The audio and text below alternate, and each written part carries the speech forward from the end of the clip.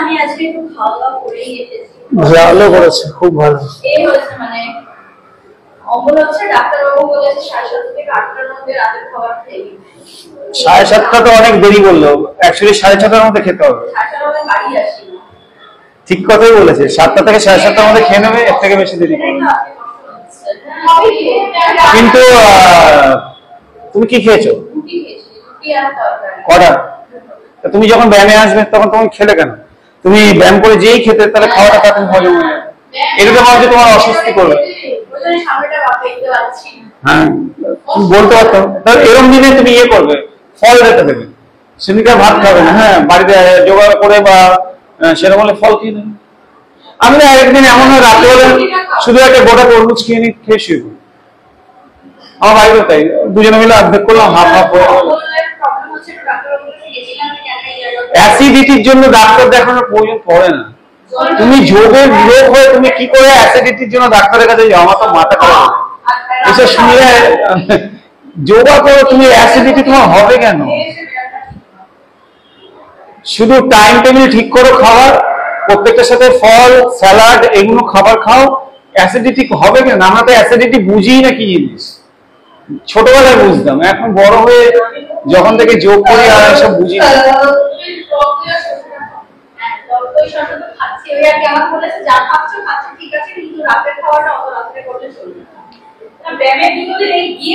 তুমি ইয়ে করো কটায়? অফিস যাও কটায়? সেই সময় ভাত টাত খেয়ে যাও তো? কি খেয়ে যাও? ভাতটা কখন খাও? একটা এরকম কি করা যায় না, সকালবেলা তুমি ভাত খেয়ে গেলে, দুপুরবেলা হালকা কিছু খেলে?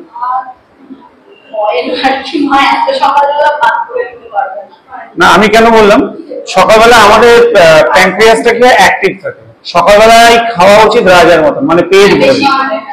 দুপুরবেলাটা একটু হালকা পূজার মতো, আর রাত্রিবেলাটা ভিকিরির মতো।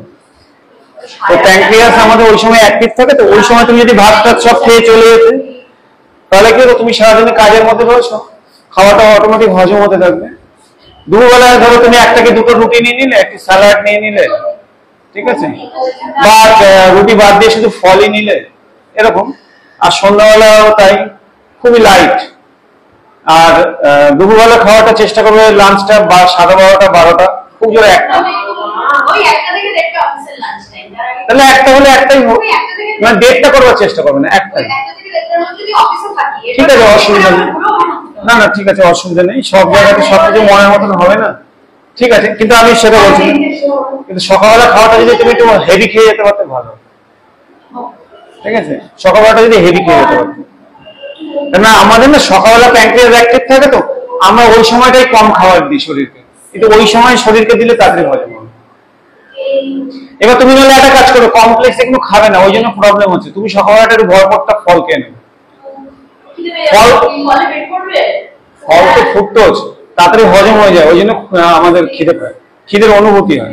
কিন্তু তুমি এর অসুবিধা নেই, তুমি একটা কাজ করবে, 4-5টা কলা খেয়ে নেবে, আপেল নিয়ে নেবে, তুমি ব্যাগেও রেখে দেবে, অফিসে কাজ করতে করতে টুক করে একটা আপেল মুখে দিয়ে দেবে, ঠিক আছে। এরকম করবে, আমিও তো তাই করি। পেশেন্টের বাড়িতে যাই যখন, আমার ব্যাগে ফল থাকে, কোথাও একটু টুক করে দুটো কলা খেয়ে নিলাম, কোথাও একটু দাঁড়িয়ে একটু অন্য কিছু খেয়ে নিলাম, মানে এরকম সুজা নমস্কার করবো।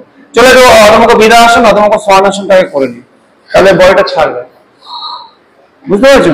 তো এরকম করে মেনটেন করো, রেগুলার প্রাণায়াম করো, অসুবিধা কোথায়?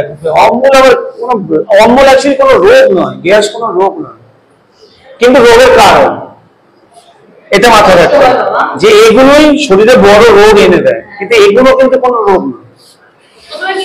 চলো অধমুখ বৃদ্ধাসনে যাই, ঠিক আছে, চলো। আচ্ছা ঠিক আছে, চলো অধমুখ স্বর্ণাসন, গো।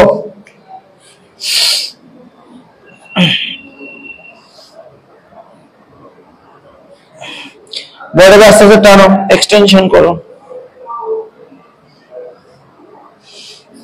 kneecap tight, thigh muscles tight, strong leg action। এই গ্যাপটাকে রেখে অধমুখ বৃদ্ধাসন।